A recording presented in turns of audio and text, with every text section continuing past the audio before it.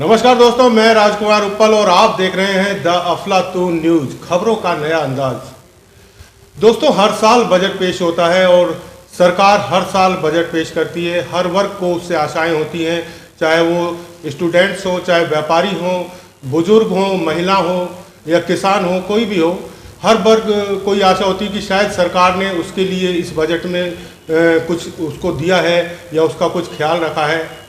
इस बार भी वित्त मंत्री सुरेश खन्ना ने अपना 5वां बजट पढ़कर सुनाया और इस बजट को देखकर ऐसा लगता है कि शायद जो पिछले दिनों किसान आंदोलन चल रहा है नए कृषि कानून के विरोध में, उसको देखते हुए सरकार ने कुछ किसानों पर मरहम लगाने की कोशिश की है, या ये कहा जाए कि कुछ हद तक ये किसानों को समर्पित है बिल, क्योंकि इसमें यूपी के किसानों को फ्री पानी देने के लिए 700 करोड़ रुपए की योजना है। इसके अलावा कृषक दुर्घटना कल्याण योजना में भी 600 करोड़ रुपए दिए गए हैं। साथ ही फसली ऋण अनुदान के लिए 400 करोड़ रुपए दिए गए हैं।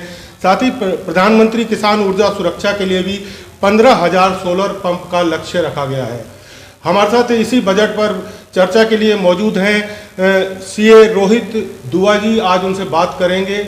रोहित जी, जिस तरह से ये प्रदेश सरकार ने बजट पेश किया है, उसे देखते हुए क्या लगता है, आपका क्या नज़रिया, क्या कहना चाहेंगे इस बजट के बारे में? तो देखिए, अभी जैसे आप सभी लोगों को अवगत है कि 1 फरवरी को हमारा केंद्रीय बजट आया था जी, और ज़्यादातर लोगों को सिर्फ केंद्रीय बजट से ही उम्मीदें होती हैं, क्योंकि जो केंद्र सरकार की नीतियाँ होती हैं, तो आम आदमी को ये लगता है कि केंद्र सरकार का जो बजट आता है उसी से ही नीति निर्धारण होता है कि उनका जीवन जो है उस पर क्या प्रभाव पड़ेगा जी। तो बहुत सारे लोग ऐसे हैं जो जब प्रदेश का बजट आता है तो उस पर इतना ध्यान नहीं देते हैं जी। लेकिन जो प्रदेश की मूलभूत सुविधाएं हैं, जो प्रदेश में जो काम होने हैं, वो उसका सारा जो एक रोड मैप है वो प्रदेश के बजट से ही तैयार किया जाता है।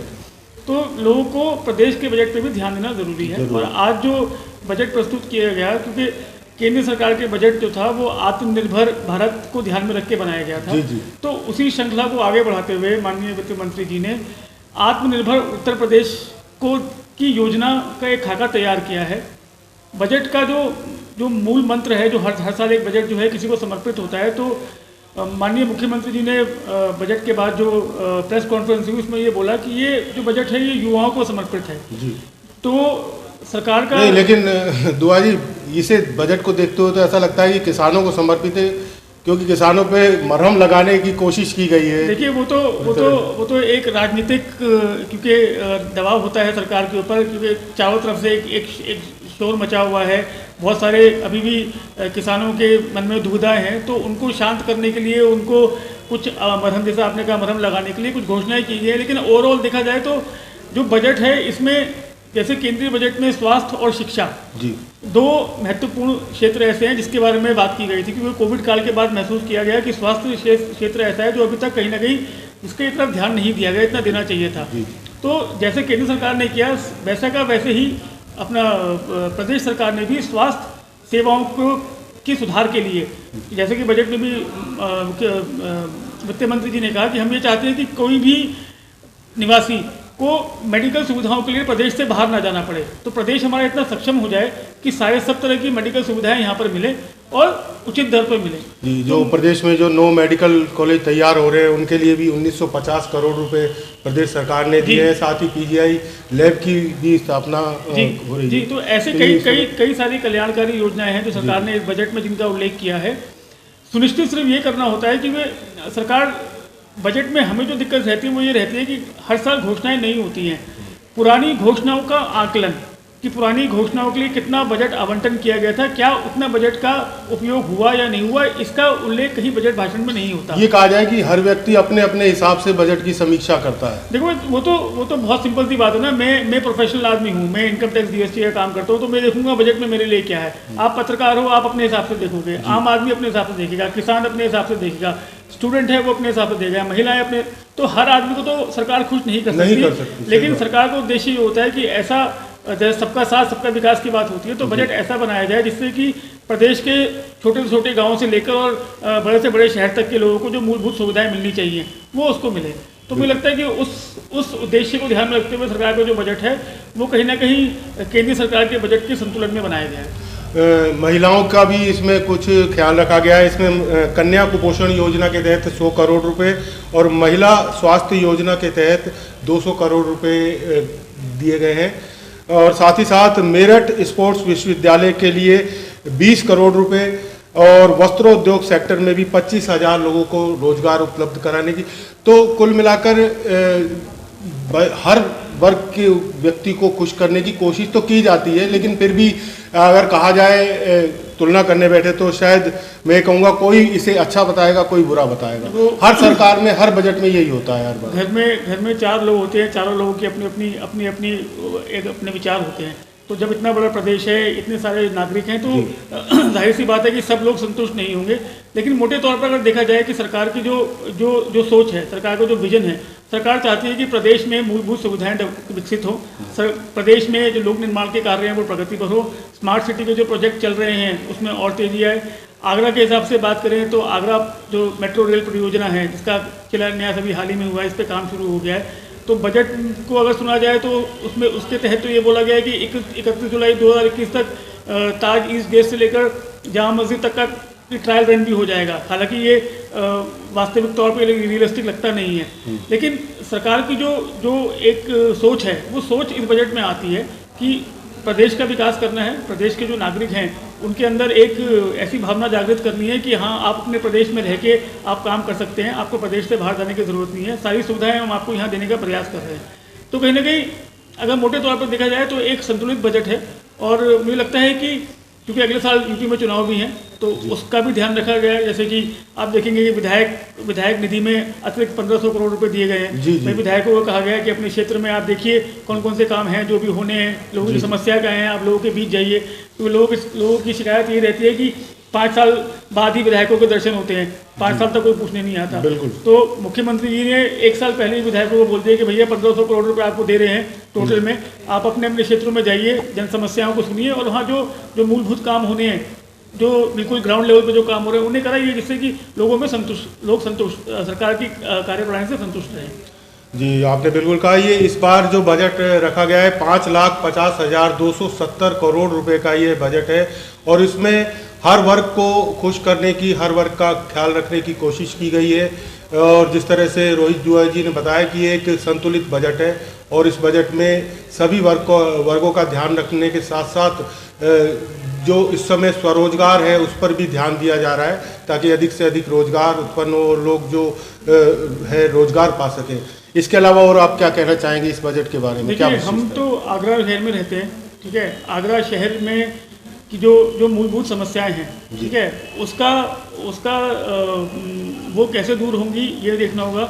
जैसे आगरा में काम परियोजनाएं तो बहुत सारी आती है, लेकिन उन परियोजनाओं के आने के बाद जो आम आदमी को दिक्कतें होती हैं, क्योंकि वो परियोजनाओं में जब काम शुरू होता है तो जो लोकल आदमी को दिक्कत होता है इसके बारे में कभी नहीं सोचा जाता। आम आदमी उसी समस्याओं में घिरा रहता है। बिल्कुल सही। तो हमारा सिर्फ कहना, हमारा तो लगता है ये कि आगरा शहर के लिए बजट में देखा जाए तो कोई नई घोषणा नहीं है।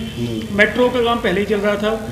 उसके अलावा जो एक हाईकोर्ट बेंच की जो हमेशा डिमांड रहती है, इस बजट में कहीं उसका उल्लेख नहीं है। बस ये है कि जो डिस्ट्रिक्ट कोर्ट है उसके सुधार के बारे में बात कही गई है, वो पूरे यूपी में किया जाएगा।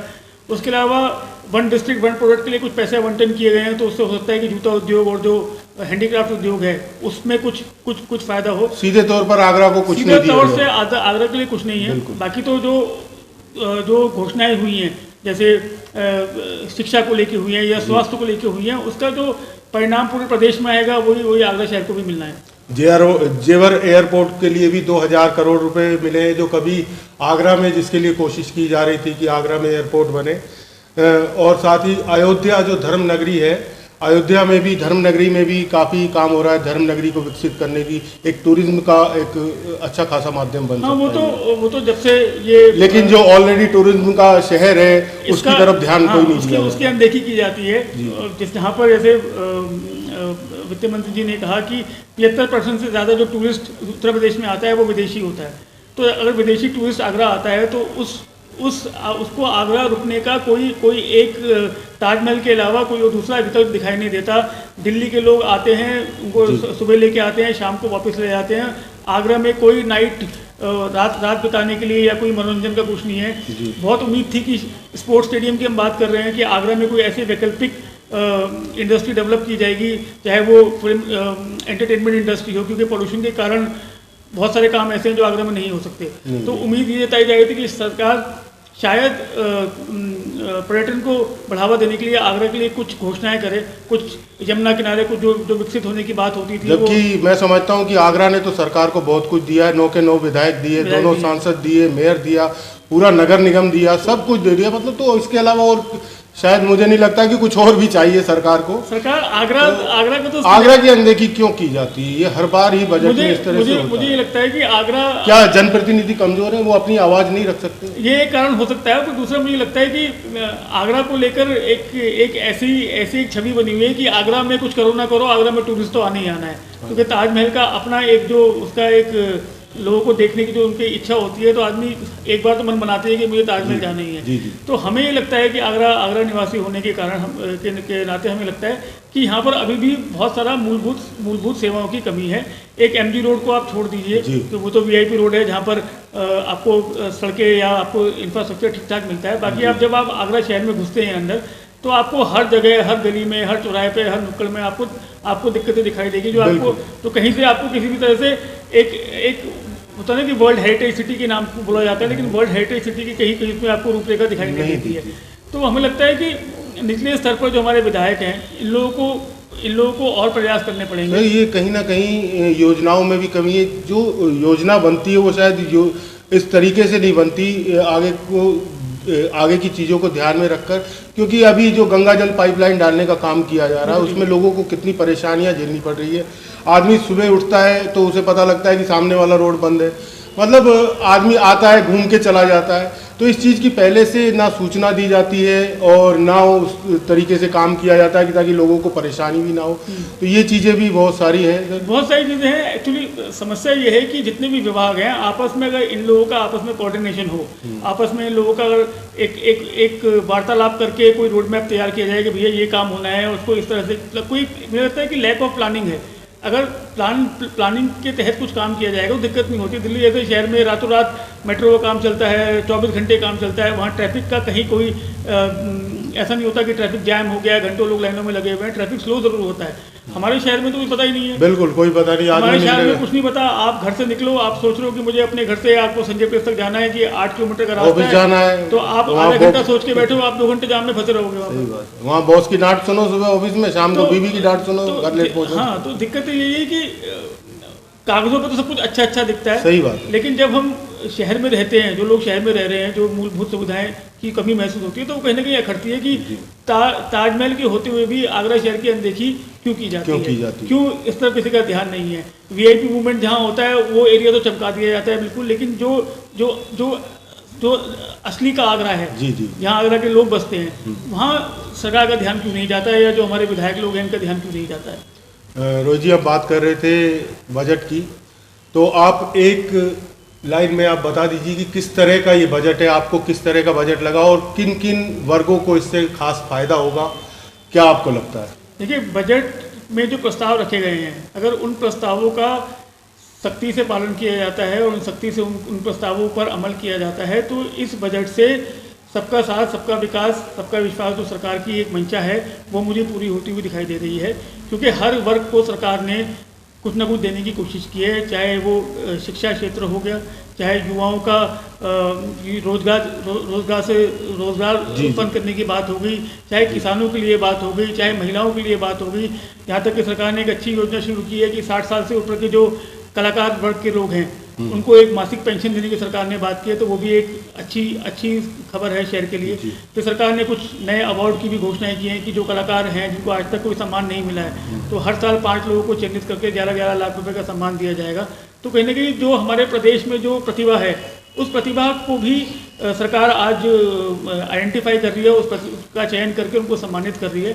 तो सोच सही है और दिशा भी सही है, बस ये है कि क्रियान्वयन जो होना है, इसका इम्प्लीमेंटेशन होना है, वो अगर सही से होता है तो अभी जो हमारा प्रदेश आज दूसरे नंबर पर है, पहले ये अगर ईज ऑफ डूइंग बिजनेस की बात करें तो पहले हम 12वें नंबर पर थे, छलांग मार के हम दूसरे नंबर पर आ गए हैं। तो कहीं ना कहीं प्रदेश में चीज़ों का सुधार तो हो रहा है। तो बस यही है कि सरकार जो योजनाएं बना रही है तो जिन लोगों के ऊपर ये जिम्मेदारी है कि वो योजनाएं उनको लागू हों, मूर्त रूप देने की उनका- जिन पर जिम्मेदारी हाँ, है वो लोग- शायद ढंग से वो लोग अपने अपना काम काम को अंजाम जिम्मेदारी नहीं से दे। करें ठीक और है। समय समय पर सरकार उनसे उनकी जवाबदेही भी फिक्स हो कि भाई कि अगर ये काम होना था और तय समय में होना था वो काम क्यों नहीं क्यों हुआ। नहीं हुआ। तो जवाबदेही होना बहुत ज़रूरी है। तो ये थे सीए रोहित दुआ जी, जिनसे आज हमने प्रदेश सरकार के बजट पर बात की, और उनका कहना है कि जिस तरह से ये बजट पेश किया गया है सभी वर्गों का खास ख्याल रखा गया है, चाहे वो युवा हों चाहे किसी भी अन्य सेक्टर से हों, तो सबका साथ सबका विकास की बात जो नारा देती है सरकार, उस बात को ध्यान में रखकर ये बजट पेश किया गया है और ये बजट सबके साथ और सबके विकास के लिए काफ़ी उपयोगी साबित होगा। आप हमारे लिए स्टूडियो में आए, आपका बहुत बहुत धन्यवाद। धन्यवाद।